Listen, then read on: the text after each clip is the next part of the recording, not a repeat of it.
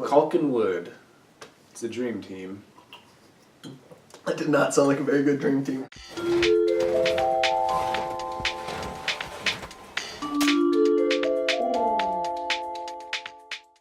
Sure. Yeah. Yeah. Anyways. Yeah. So I'm about to tell you the story that the hand of fate forced me to buy candy to get me out of jail. So you're saying you're the candy man? Sure. All right. You can call me the candy man because I'm real sweet. Okay. So me and a big group of friends, we all pile in a car, and we're off to hang out at the lake in the middle of the night. So we're driving off into we're in a small town, so there's not really much going on. So our whole it's like we're just hanging out. We don't really have anything to do, so we're going to this lake, as you do in small towns. Okay. Okay, I got it. You have it. You understand? Okay, so we're heading man. to this lake, middle of winter. Everything's frozen. Why would you go to a lake in the middle of winter? Well, because we wanted to fall into the ice and die from hypothermia. It's the ideal place. Am I wrong? If you want to die of hypothermia, go to a frozen lake. Anyways. So we're hanging out at the lake. Everything's frozen. We split into two groups. One of my friends isn't having too good of a time, so he stays behind in the car. No, what would persist him to say he does not have a good time at this moment?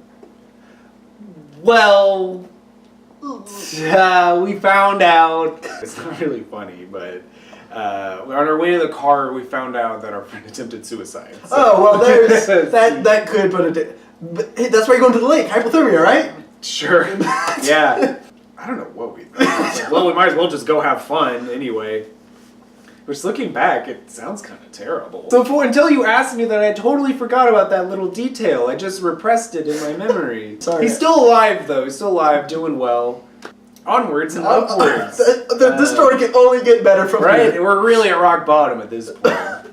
So we're hanging out at the lake. My friend he sticks around the car, and we go off into the night. And I probably shouldn't ask this, but was it smart to leave him alone in the car of what just happened?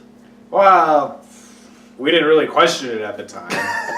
We were really kind of hit pretty hard with the news that I totally forgot about until now. Instantly repressed memory. Yeah, so we're having a good time. We're playing around. It's a lake and it's all frozen.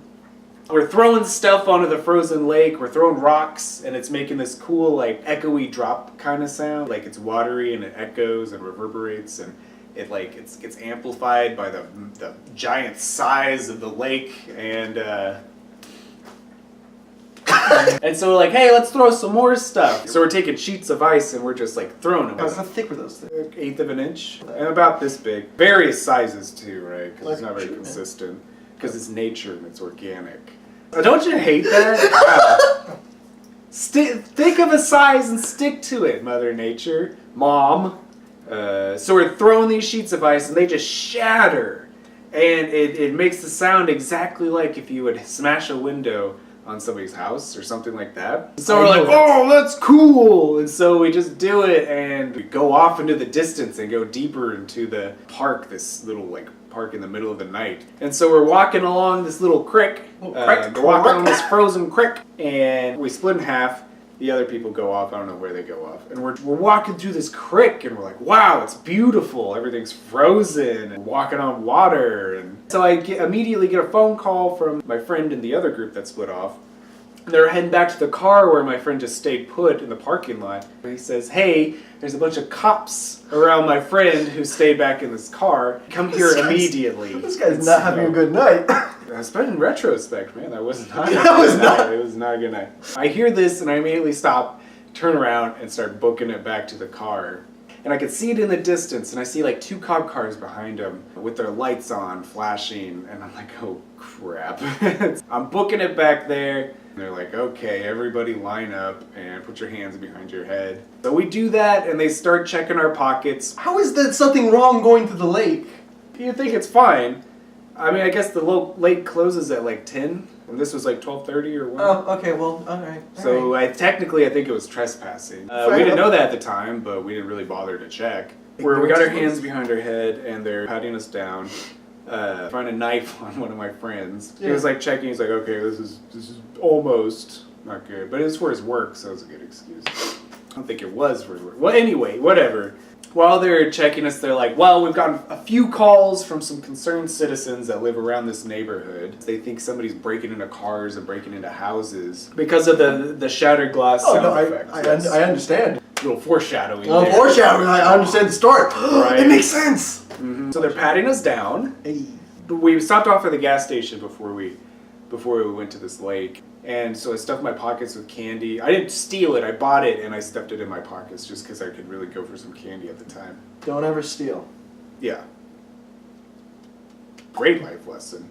And the cop gets to me and he starts going through my stuff and he's like, oh, wow. I thought I asked you guys to tell me if you have anything dangerous on you. It scares the crap out of all my friends because they're like, oh, what does he have on him? And he pulls out a stick of taffy. He's like, you guys got candy?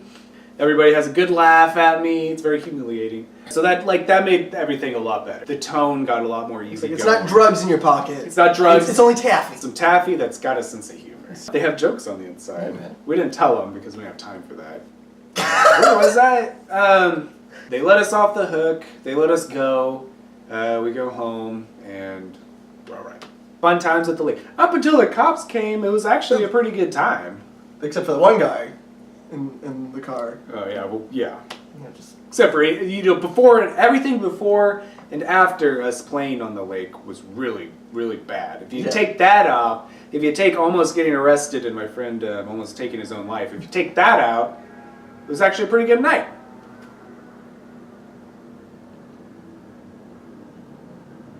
Is that a plane? Yeah, that's a story. So what's the moral of your story? Well, check your local recreational areas for open times, one. Probably especially if you're going in the middle of the night.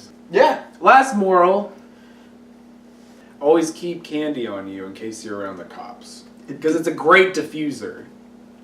If you ever get pulled over, whip out some candy. Would you like some? No, don't offer it. Because then it's a bribe. Well, yeah, funny little fact is I told the cop that he couldn't have any when he pulled it out of my pocket. He's like, hey, so you got taffy on you. I'm like, yeah, but you can't have any. I made sure to tell him. Yeah, I think that's good. All right. So that's that take.